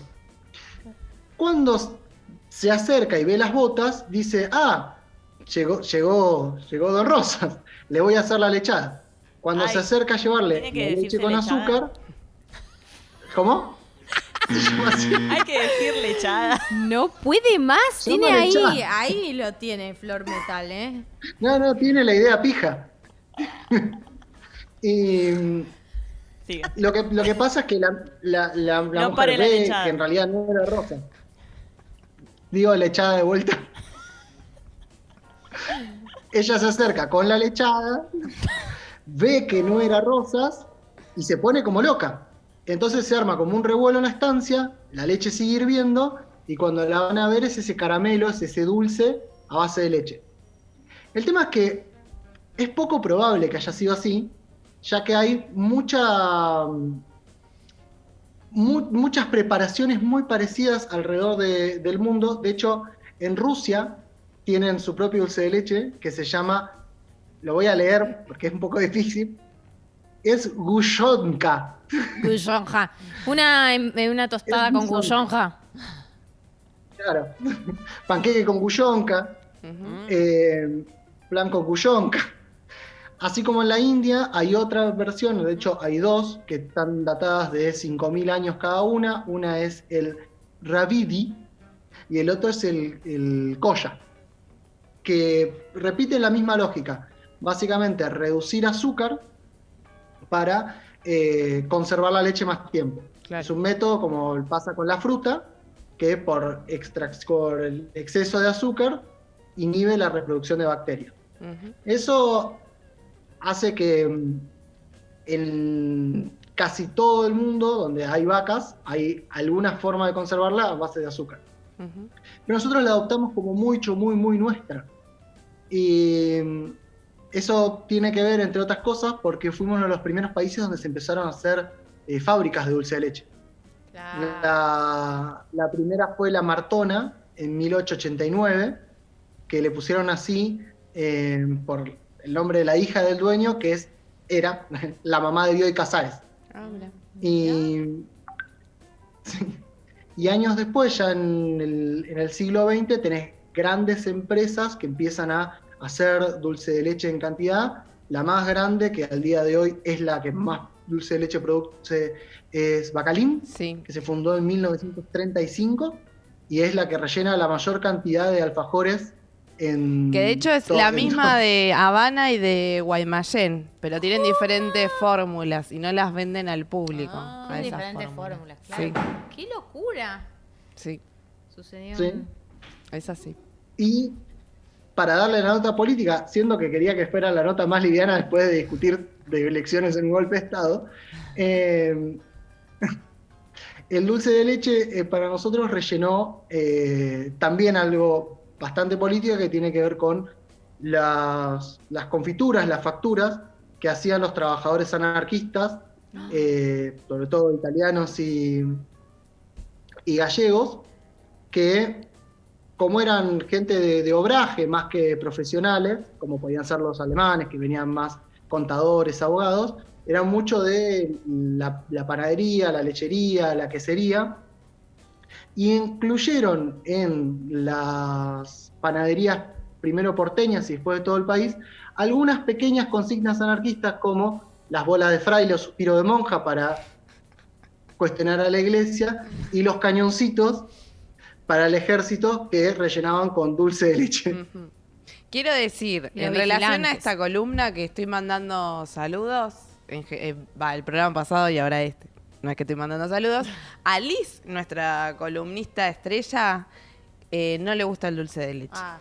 Cierto. Y a nuestro compañero de equipo, Dico, tampoco le gusta el dulce de No. leche. Ahora está incursionando, pero tampoco le Tremendo. gusta el dulce de leche. A mí Aunque me usted gusta más no la lo leche crea. condensada, o sea, el punto anterior al dulce de leche que el dulce de leche, pero me gusta mucho el dulce de leche también. ¿Alguna marca que recomendás, Juan, para consumir? Bueno, yo era muy fanático de Sancor, que en paz descanse.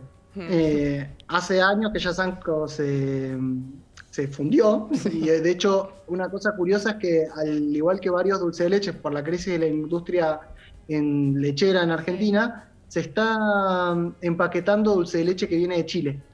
Ah, dulce de cajeta se llama, ¿no? Cajeta. No, El manjar. chocolate con... El de cajetas No, de pará. Colombia, pero bueno. Sí. Ah, ese es verdad, tenés razón. Manjar. Ese es peor. Manjar, Para, Pero para bueno, el podían coso tener una de cajeta Flor. ya que estuvimos hablando de lechada. Bien. Bien. ¿Algo más que quiera agregar, señor Juan Olsen, a su deliciosa columna? No, solo un pequeño detalle, que es que en el último tiempo empezó a expandirse también otro formato de dulce de leche ya con leches vegetales, Ah. y que honestamente recomiendo un montón porque soy muy fan de la gente vegana que se las arregla para darle textura de productos animales con otros ingredientes. Y el dulce de leche de maní que hace mi amiga Milagros es increíble. Muy Ay, bien. qué Todo lo rico, que me es. encantaría probar Agendado entonces. Sí, sí. No, porque esto suena- quería decir. Quería recomendar también el dulce de leche que venden en el Nodo, que se llama dulce de leche Organicop. Porque yo consumo ese y abandoné las marcas hegemónicas y está muy bueno. Es muy rico. Muy bien. Así Muy que buena compren. recomendación Muy y también recomendamos comprar en el Nodo Patricios, Nodo. porque hoy no tuvimos columna específica de Nodo, pero sigue existiendo. Sí. Los sábados pueden No, pedir. sigue existiendo. Sigue existiendo Nodo Patricios, pueden hacer sus pedidos vía WhatsApp, pueden Sí. encontrarlos Es lo que nos da de comer. en... En las redes, En las redes. nodo.patricios en Instagram, nodo.patricios en Facebook. Así que hagan sus pedidos. Y hasta acá salió Tupper, ¿eh? Salió Tupper Re corto hoy. número 12, cortísimo, no pasó nada No detrás pasó de nada. cámara. Gracias, Lucy, por haberte acercado. Estuvimos al pedo todo el día. Gracias por haber participado en la mesa. Gracias, Flor, por haber venido también. Gracias, Sofi. Gracias, señor Juan Olsen, vía Zoom en su casa nueva y con sus Haré mascotas. algo de señal de internet. Notarán que estoy mejor que al principio. Sí, sí, estás mucho mejor. Gracias a Javi que estuvo en el sonido y en la música y en la botonera. Ahí escuchamos sus aplausos. Y esperamos que se mueva del lugar así lo podemos ver, porque está escondidito. Gracias a Robert y a Esteban con la creación de los hermosos videos que hemos visto a lo largo de todo el programa y ahora un poco en la operación, también en la producción estuvieron, así que en todas. Y hasta acá salió Tupper, ¿eh? Le mandamos un gran saludo a Aripa, que también formó parte y forma parte de todos los programas, ¿no? Pero hoy, sí, hoy en particular con su tema. Y nos vamos, será hasta la semana que viene. Chau, chau. Adiós. Adiós. Nos vamos cantando el Sale Tupper. Podés Sale cantar.